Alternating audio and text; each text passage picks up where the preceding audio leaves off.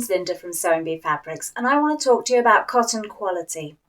When you're shopping online, it's much harder to judge the quality of the cotton than it is in person. In person, you can pick up that fabric, have a closer look, get a real feel for how it drapes, but you can't really do that so easily online. I know I've made my share of fabric faux pas, where I thought I was buying a really beautiful cotton, and then when it's turned up in the post, it's been stiff and scratchy, and it's been a bad print quality, the colour hasn't been right, and then when I've put it into the wash, it's turned all my clothes pink. So I want to share with you the hints and tips that I've learnt along the years so that you don't have to make those same mistakes as me, and hopefully it will make you feel much more confident as a fabric shopper online too. I'm going to take you through step by step what to look for in the reviews, in the shop and the brand reputations, which fabric certifications you should be familiar with, things that can mislead you in the product descriptions, and what to look for in product photographs. How to use reviews like a pro. The easiest way to find out about the quality of a cotton is to see what other people are saying about it. But on the whole, most fabrics won't have a specific review, and that's because fabric lines will change often, so patterns will always be changing. So if the cotton you like is a branded fabric,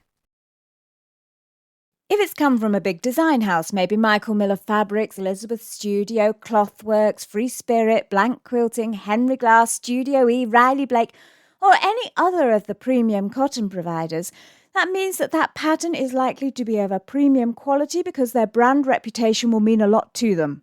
But what about if you come across a brand that you might not have heard of yet? Well, that's where you can probably just do a quick online search for that brand and see what other people are saying about them. You'll often find as well that people will often put the brand name of the fabric that they've used on their posts on Instagram. So you might be able to get a better look at how well other people have been able to sew with that fabric too, as well as getting lots of inspiration for the other things you can make. But what about unbranded fabrics? Well, that's where it gets a little bit trickier. In this situation, I'd have a look at what the reviews are saying about the shop overall. For example, have there been consistent complaints about quality in their feedback? Or are people generally happy with their fabrics and even saying that maybe they're better than they expected them to be? Have a look at how that retailer's marketing themselves. Is it the kind of online shop where there are discounts everywhere, prices that can't be beaten, sales aplenty? Maybe you hit the jackpot. Maybe you found cotton that's been from an auction from a premium shop that's gone bankrupt. But ask yourself if these fabric stores are usually buying from the cheapest wholesalers and manufacturers that they can find. Are they likely to be quality control checking what they're selling? So your risk might be a little bit higher from them. Or maybe you're shopping at an everything you need kind of sewing shop, the kind that sells everything from cheap and cheerful fabrics all the way up to premium high-end quality cottons. Well, in this case, the quality that you get could be very, very varied. Or maybe you're buying from somewhere that specialises in a certain type of fabric or just holds a more limited variety. Have a look at what other kinds of fabrics they stock. Do they pride themselves on their high quality? Does it seem like there's someone who's knowledgeable or passionate about sewing in charge? Maybe they have blog posts or tutorials to help you use their products.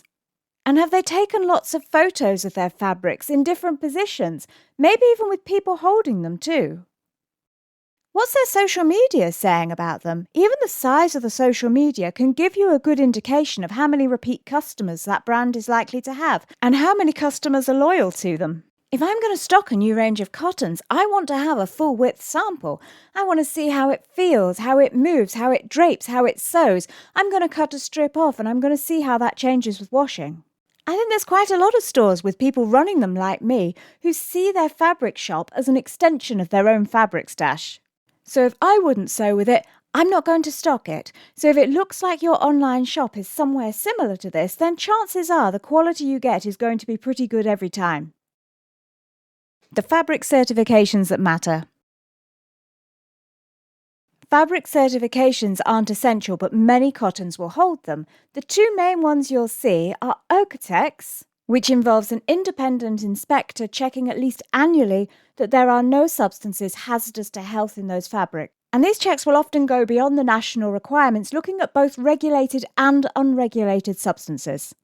The other one you might come across is the Global Organic Textile Standard, which is more looking at ethical and sustainability in the fabric production process. Again, we're looking at an annual inspection, looking at is the cotton organic and tracing that right back to source, but even looking at other factors in the production process, right down to the factory wastewater.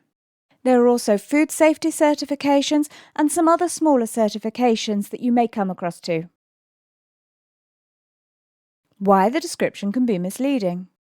You may come across some retailers who are talking about their thread count or their fabric weight as a reflection of the quality of their cotton. As a rough guide, most premium cotton brands will have a thread count of somewhere between 120 to 200, with the higher numbers often considered to be a higher quality, and a cotton weight between 125 and 145 GSM. But to say that this reflects their quality can be quite misleading because there are so many other factors that go into the overall quality of the cotton.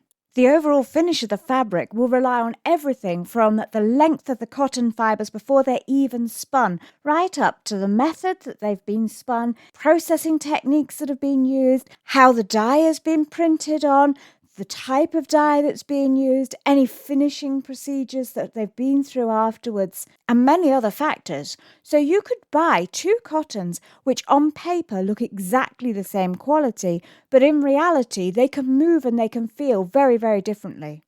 So treat them as a guide rather than as a reflector of quality. If you've got something with a low thread count and a low weight, maybe it'll make a lovely summer dress, whereas something with a much higher thread count with a higher weight might make a beautiful bag. How to use product pictures to judge quality.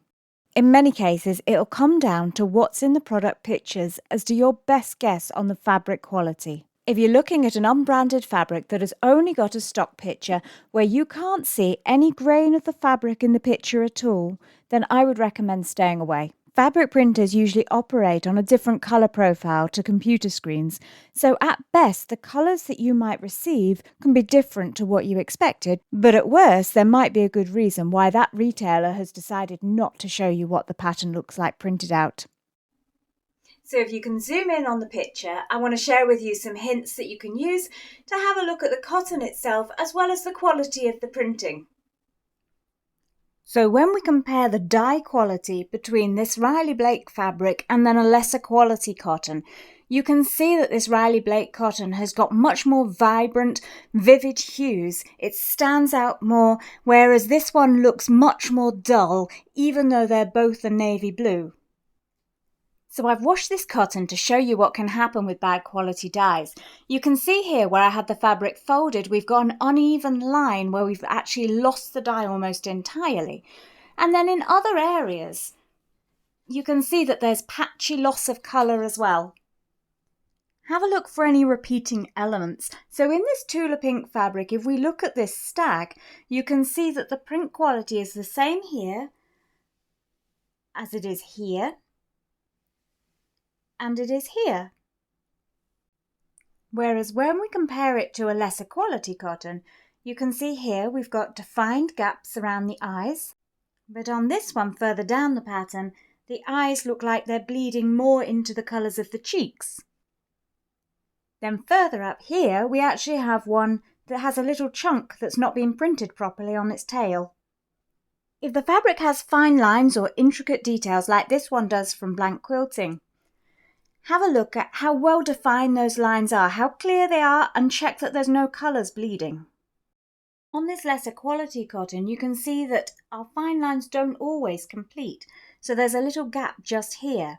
You can see as well that there's a bleeding of colour that's coming out past the line, and there'll also be little spots where the colour doesn't quite come up to the line, and you can see that that happens consistently on different spots on the fabric. It's not just confined to one area. You see here, the line hasn't completed around the apple, even though it had on the one further down.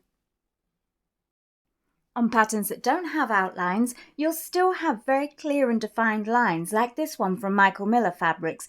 You can see even though the pattern is very small, every element is very well defined. And if we compare that to a cheaper cotton, you can see that the lines just aren't quite so smooth. They look a little bit more bumpy.